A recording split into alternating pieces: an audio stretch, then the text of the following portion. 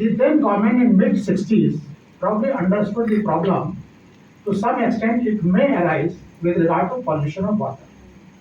You may have heard some few decades ago also it was said that next world war will be on water.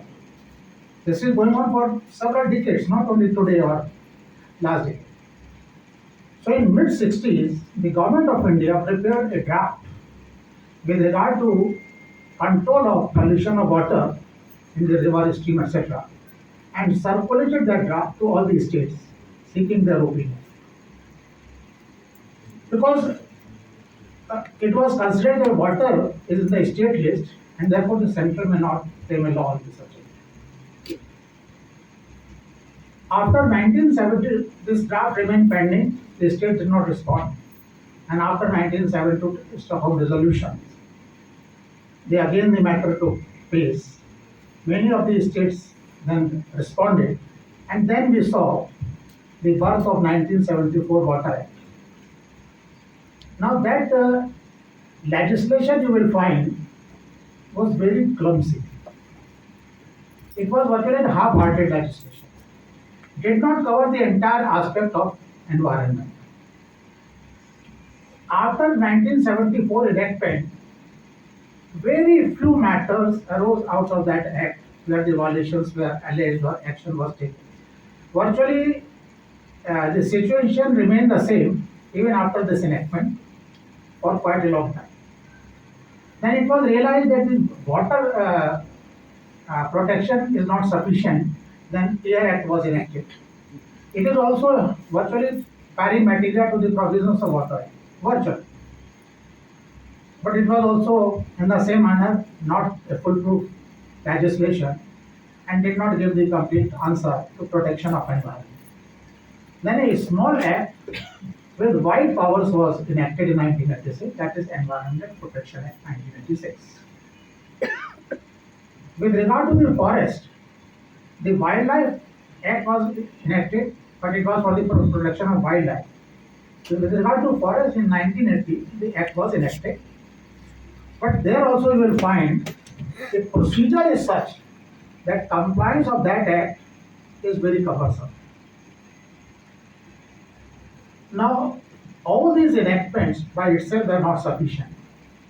So fortunately, it is the judiciary only who took up the matter of protection of environment very firmly and very candidly. And I take back the preference of judiciary or the role of judiciary to 1980 when the case of Ratlam Municipality versus Vindichan was decided. Nobody at that time could have thought that section 133 CRPC can be used for the purpose of seeking a direction to a local body to clean a dirty pond, creating all kinds of, spreading all kinds of diseases and all kind of pollution and dirt in the society. In that matter, Supreme Court said, deficiency of fund, nothing. It is your statutory responsibility and you have to do it. That was the first illustration when some concern was shown to the environment.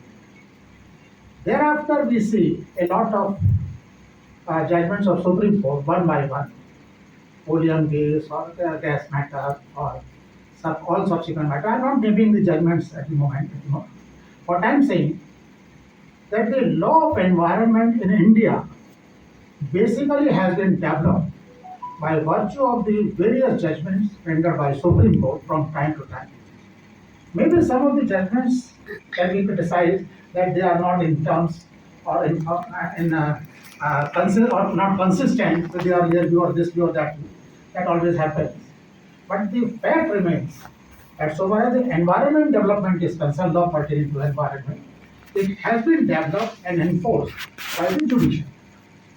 The executive always tried to find out ways for not implementing the judgments of Supreme Court or not execution. International pressure was there because now internationally also with the passage of time, they also realized the danger of damage to environment. So they also passed various resolutions subsequently and the international pressure was coming. So initially, an appellate body was constituted to examine some orders passed by the statutory authorities. But that was simply an eyewash. Then we have seen the Biodiversity Act in 2002, and ultimately we come to NGT Act 2010 for judicial execution or governance in matter relating to environment. It is no doubt that in the last about more than 12 years, NGT has decided thousands of cases covering very wide subject in relation to the environment, almost everything.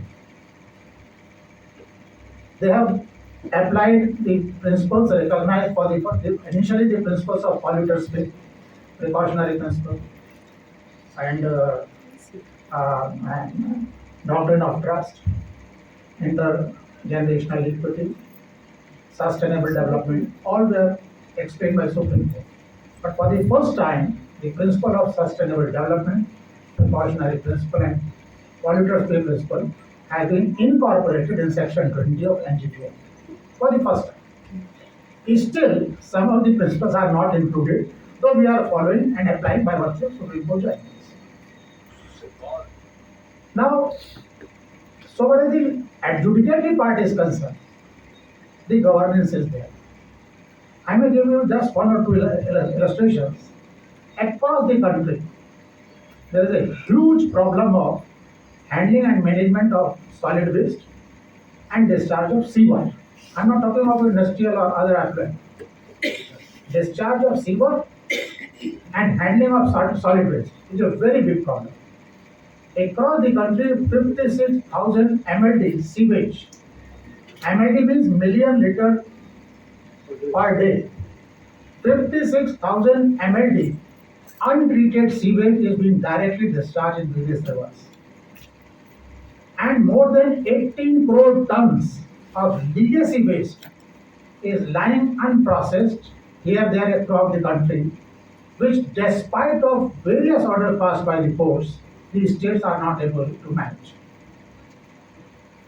With regard to the Ganga pollution, Supreme Court initiated PIA in 1985.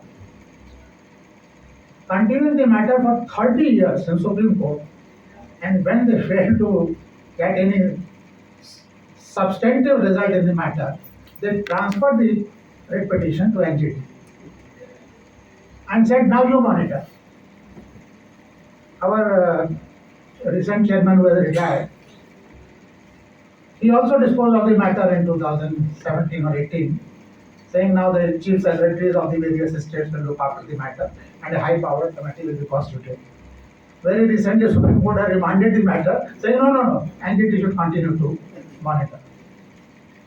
Similarly, with regard to the solid waste management and sewerage management, in Al-Hiraj matter, Supreme Court monitored the matter for 20 years and thereafter transferred that matter again to us. We are in fact passing orders for handling and processing and treatment of solid waste and sewer in the light pursuant to the Supreme Court direction. In the last 6 months after my joining NGT, we called upon Chief Secretary of every state, union territory,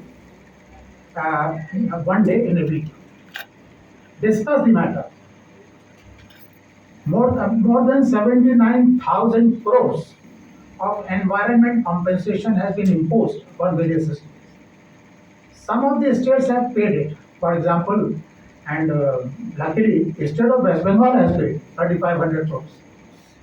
Similarly, some other states have paid a small amount.